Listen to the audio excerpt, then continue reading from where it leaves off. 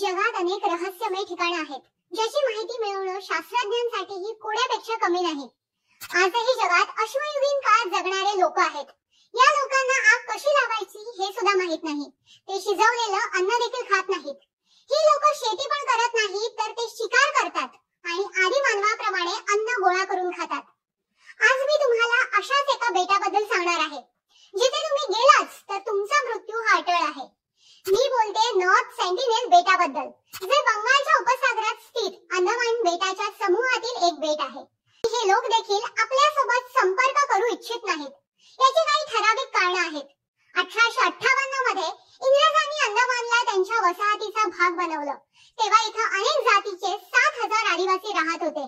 इंग्रज आल्यावर जे रोग आले, तेव्हा त्या लोकांमध्ये या आजारांवर मात करण्यासाठी प्रतिकार शक्ती नव्हती. त्यामुळे 150 वर्षानंतर त्यांची संख्या अवघी 300 झाली. अनेक जमाती नष्ट झाल्या. सेंटिनल जमात ही एकमेव जमात आहे जिने बाहेरील लोकांपासून अंतर ठेवलंय आणि त्यामुळेच ते टिकून आहेत. या बेटावर 60,000 वर्षापासून मानव वास्तव्य करतोय. अंदमान आणि निकोबार बेटांची राजधानी पोर्ट ब्लेअर पासून हे फक्त 50 किलोमीटरवर आहे. या छोट्याशा बेटावर गेली 60,000 वर्षापासून हा मानव राहतो. पण ते काय खातात, काय बोलतात आणि सुनामी वादळ यांसारख्या आपत्तींना तोंड देऊनही ते स्वतःला कसं जिवंत ठेवतात, हे आजही आपल्यासाठी एक गूढ रहस्यच आहे. आदिवासींसोबत केलेला प्रथम संपर्क. त्रिलोकनाथ पंडित 1967 मध्ये सरकारी पथकासह या बेटावर पोहोचले. त्यांची बोट बेटावर येताच दुर्बिणीतून पाहिल्यावर सेंटिनेलीज आदिवासी दिसले, पण बोट दिसताच ते जंगलाच्या दिशेने पळून गेले. टी.एन. पंडित आणि त्यांचे सहकारी त्यांच्या मागे मागे गेले. तेव्हा जंगलात त्यांना 18 झोपड्या दिसल्या. या लोकांबद्दल पहिल्यांदाच काहीतरी माहिती समोर येणार होती. झोपड्या गवत आणि लाकडाच्या होत्या. मध आणि डुकरांची हाडं होती. तिथे काही लाकडी भांडी, काही भाले आणि बाणही सापडले. बाणाच्या टोकावर लोखंड होतं, ज्यावरून हे लोक धातूशी परिचित असल्याचं दिसून आलं. हे लोक कोणत्याही आदिवासींना भेटू शकले नाहीत, पण त्यांनी तिथे काही धातूची भांडी आणि नारळ सोडले. नंतर या लोकांशी संपर्क झाला तो 1991 मध्ये. तेव्हा टी.एन. पंडित यांच्यासोबत मधुमाला चट्टोपाध्याय काही भेटवस्तू घेऊन तिथे गेल्या. सेंटिनेलीज लोक पहिल्यांदाच मधुमालाच्या रूपात एका स्त्रीला भेटणार होते आणि त्याचा परिणामही लगेच दिसून आला. गिफ्ट मिळाल्यानंतर एका आदिवासी माणसाने मधुमालाकडे धनुष्य फिरवला. त्याच वेळी एका आदिवासी महिलेने त्या माणसाला ढकलून बाण मारण्यापासून रोखलं. यानंतरही सेंटिनेलीज लोकांशी संपर्क साधण्याचे अनेक प्रयत्न झाले, पण 1996 मध्ये भारतीय सरकारने यावर पूर्णपणे बंदी घातली. 2004 मध्ये आलेल्या सुनामीनंतर या बेटाची हवाई तपासणी करण्यात आली आणि हे लोक सुनामीतून वाचल्याचं समजलं. काही खाद्यपदार्थांची पॅकेट सरकारने यांना देण्याचा प्रयत्न केला, मात्र आदिवासींना हेलिकॉप्टर दिसताच त्यावर बाण सोडायची सुरुवात केली. त्यांना सांगायचं होतं की आम्हाला तुमच्या मदतीची काहीही गरज नाहीये. सेंटिनेल आयलंडच्या आदिवासींशी संपर्क न होण्याचं दुसरं मुख्य कारण म्हणजे या लोकांना बाहेरच्या जगाच्या संपर्कात येताच विविध आजार होण्याचा धोका निर्माण होतो.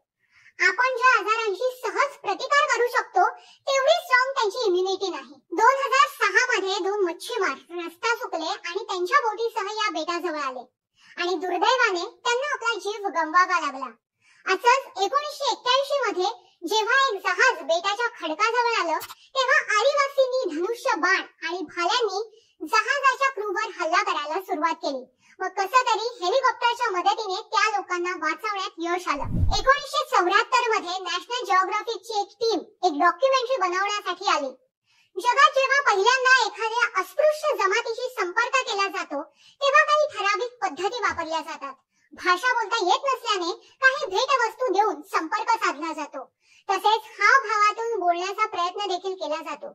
नॅशनल जिओग्राफिकच्या टीमने सुद्धा हीच पद्धत वापरली, पण त्यांची बोट बेटाच्या जवळ येताच त्यांच्यावर बाणांचा मारा सुरू झाला. एक बाण सरळ डायरेक्टरला येऊन लागला. बाण मारणारा आदिवासी जोरात हसला आणि एका झाडाखाली जाऊन बसला. 3 दिवसांच्या प्रयत्नानंतर टीमला बेटाच्या किनाऱ्यावर पोहोचण्यात यश मिळालं. 2018 मध्ये अमेरिकेच्या एका ख्रिश्चन मिशनरीने त्यांना भेटण्याचा प्रयत्न केला. जॉन ॲलन चाऊ नावाचा हा अमेरिकन नागरिक एका बोटवाल्याला सोबत घेऊन बेकायदेशीरपणे इथपर्यंत आला. त्याला असं वाटत होतं की या लोकांशी संपर्क करण्यासाठी देवानीच त्याची निवड केली. तो 15 नोव्हेंबरला इथं पोहोचला. त्याने 2दा भेटवस्तू देऊन आणि गाणी गाऊन संपर्क साधण्याचा केला. 17 नोव्हेंबरला चाऊ शेवटचा यावेळी बेटावर गेला आणि तो तिथेच थांबला. त्याने नौकाधारकाला परत जायला सांगितलं. नंतर त्याच्या नौकाधारकाने आदिवासींना चाऊला ओढून नेताना पाहिलं आणि दुसऱ्या दिवशी त्याचा मृतदेह समुद्राच्या किनाऱ्यावर लटकलेल्या अवस्थेत आढळला. चाऊ याचा मृतदेह परत आणण्यासाठी भारताकडून अनेक प्रयत्न करण्यात आले, पण जो गेला त्याचे बाणाने स्वागत झाले.